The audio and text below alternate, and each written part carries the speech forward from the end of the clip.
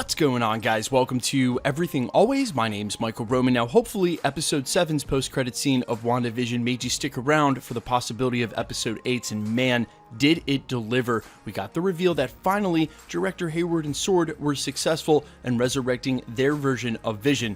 But what version of Vision is this going to be, and what does this mean for Episode 9 and the future of the MCU going forward? We're going to break down all the possibilities and theories as it pertains to this new double Vision predicament, including some theories of my own as to what's going to happen with which one of these characters and which one of them is going to be left standing when it's all said and done. We're going to break down everything Vision, but first, if you could grab the subscribe button, we're still giving away a PlayStation 5 at 800,000 subscribers, which we will easily hit by the end of next month, as well as Disney Plus subscriptions while the shows are live. If you want to be entered to win, all you have to do, hit the subscribe button, then leave a comment down below, and if you want, stick around at the end of the video. We'll get into all the giveaway stuff again there. So a real quick explainer, just in case you missed it, even though they did come out and say it outright, just so we're all on the same page. It was the time period correct drone they flew in an earlier episode, the one that Director Hayward did not tell Monica was armed. When they recovered that, they made sure to show it glowing red, still imbued with Wanda's power. He then says that that's the power source they harnessed in order to power this version of Vision up. We all know that this is the original Vision, the body that was destroyed in Infinity War and recovered by S.W.O.R.D, and that the Vision we've been following through the series the entire time was actually created spontaneously through chaos magic in the scene we saw play out at the end of Episode 8. Now, if you're anything like me, as soon as you saw Spectral Vision get powered up, you started wondering which version of Vision this would be, or if he's Vision at all. Also, quick side note, guys, I have heard so many YouTubers call this White Vision. From the comics, this is Spectral Vision, and that's where we'll start.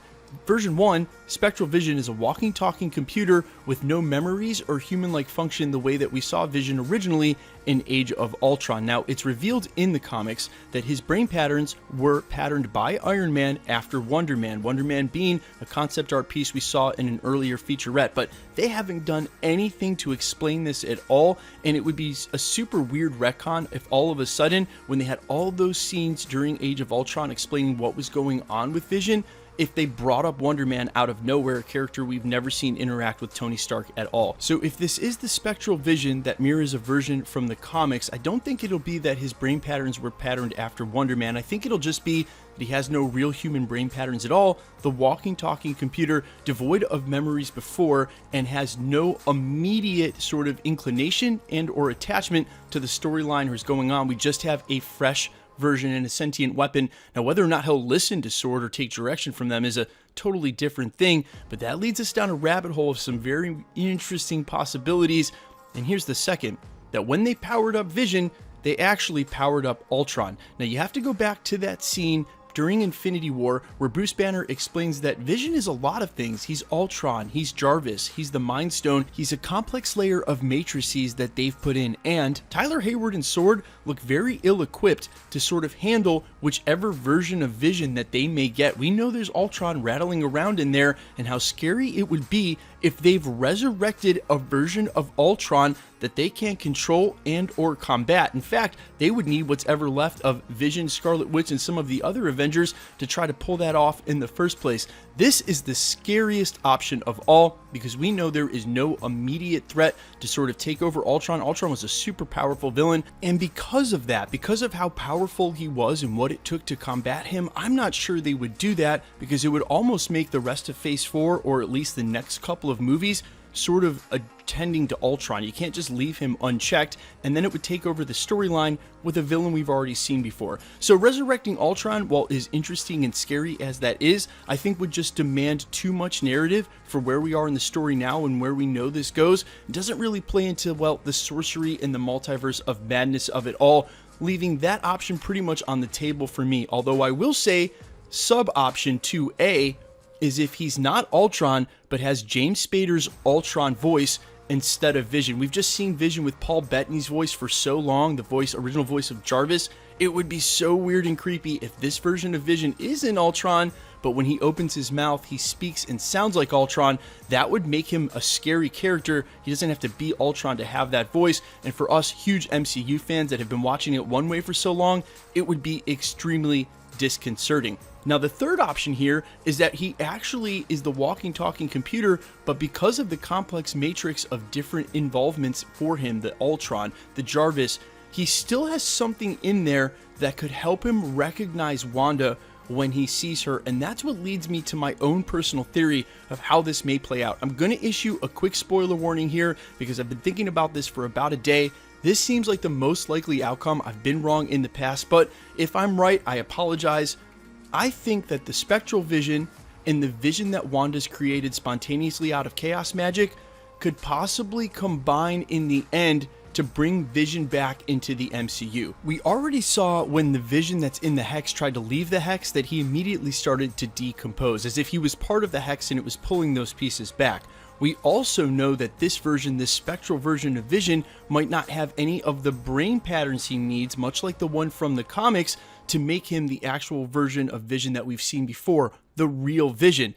It could be that a combination of the two, the one created by Wanda out of chaos magic spontaneously to mirror who Vision used to be, could perfectly serve as Wonder Man in this scenario, then joining with this spectral Vision's corporeal body to sort of resurrect Vision for real. He's the missing piece that spectral Vision would need to come back. Now, as compelling and beautiful as this sounds, the truth is that I've said it the entire time, there's no way this series ends well. If you've read House of M or any of the other storylines, there is a ton of tragedy still in store, and this just sounds like too nice of an ending, too much of a wrapping it up and putting a bow on it. But it is interesting now that we have two Visions and that they seemingly have the piece that the other one needs. Either way, two interesting things I want to point out. First of which, these Visions are definitely going to square off, and we know that Paul Bettany has been teasing this actor that he wants to work with the entire time. Could it be that Paul Bettany has been pulling all of our legs and that this actor that he's been dying to work with his whole career is actually himself? I've seen this teased a lot. People thought it immediately. He definitely is smiling and almost laughing in some of those more recent interviews. I think there's at least a chance that this is who he meant, that this is going to be his voice as well, and that the actor he gets to work with is himself. That's pretty hilarious. The second of which a lot of people noticed, and I really appreciate this stuff, in lieu of not having a Mind Stone, what it looks like at the top of Vision's head is a version of one of Tony's arc reactors throughout the Infinity Saga. You have to imagine that S.W.O.R.D might have had access to whatever tech and or files that Tony had in the past, and I think that's a nice Easter egg, not only a callback to the Infinity Saga, but a heads up for Armor Wars and what Rhodey's going to be facing. A lot of organizations that may have some sinister intentions may have had access to Tony's files if they were declassified and or assumed by the government, in which a lot of people are going to be dealing with tech that they don't understand, especially if they're ill-intentioned in the first place, easily lead to something like we have here, where S.W.O.R.D could be powering up Ultron and not even knowing it. Guys, let me know all your thoughts down below, reaction to these theories, and what your own personal theory is, and who your money is on for the Vision versus Vision Battle Royale. I love hearing them. You've had a ton of great theories over the past couple of weeks. Let me know all your reactions to this down in the comments, and quickly, let's get into the giveaway stuff before I let you go. We're still giving away a PlayStation 5 at 800,000 subscribers, as well as Disney Plus subscriptions while the shows are live. We're easily going to hit 800K probably within a week or two. If you want to be entered to win and for all the future prizes, all the same rules will always apply. Hit the subscribe button, then leave a comment down below, because it's truly random. The more videos you comment on, the better chance you have of winning. All winners will be selected and then announced at the end of videos, the same way we're doing here. The best way to keep up with the content is to hit the notification bell with notifications turned on. And as always, if you enjoyed today's video, I'd appreciate it if you'd hit the like button. My name's Michael Roman. You can find me over on Twitter and Instagram at IamFires. You can also find me on Spotify with original music under All Fires. Thanks for everything, guys, and stick around. We'll be posting again real soon.